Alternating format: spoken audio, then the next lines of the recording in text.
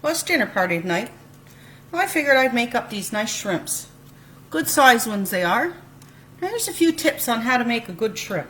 Number one, don't buy the already cooked shrimp and try cooking it. They're already cooked. Those are for shrimp cocktails and salads and stuff. You don't cook with them. You need to buy the raw ones.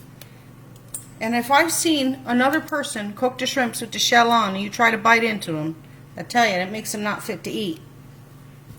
Just take the shell off. Pulls right off. Now I like to leave the little tip of the tail on, just because it makes it a little more fun to eat. You can pinchy and pull them off too if you want. Nice thing about leaving the little tip of the tail on them is that you can pick them up and suck that little bit of meat left out of the end and get to lick all the butter and garlic off your fingers. Now, there's important things about cooking shrimp that you should know. One thing is, prep them ahead of time and put them on a paper towel. You want to dry out that extra liquid so that you're not actually boiling your shrimp, but you're sauteing them.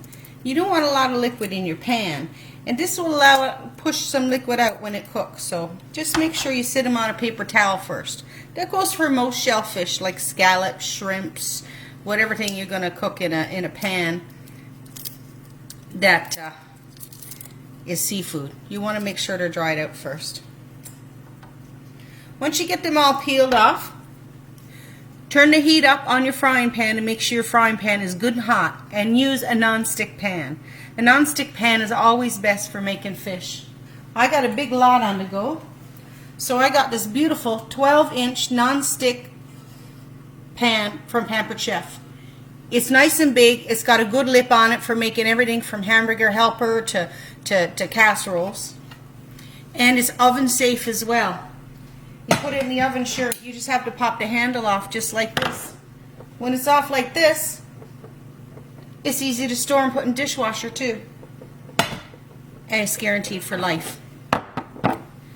So just before you cut those shrimps in there, make sure your pan is good and hot, and then put the oil in your pan. Don't put the oil in your pan when it's cold. The oil will be half burnt before you even get it hot enough to be able to cook it. And that's why you get it all nasty. And the other thing is, don't salt them shrimp until right before you're ready to put them in the oven. You can put your other seasonings on if you want, whatever you're going to do. But all I'm going to do with these today, because shrimp is a beautiful flavor all on its own, is I'm going to saute a little bit of jalapeno and a couple of shallots. Where they're gone off to now? A couple of shallots and some butter and some garlic. Sprinkle them with a little bit of coarse salt, and then cook them in the pan about 2 minutes on one side, 1 minute on the other, and you're all done. Never underestimate the power of a hot pan.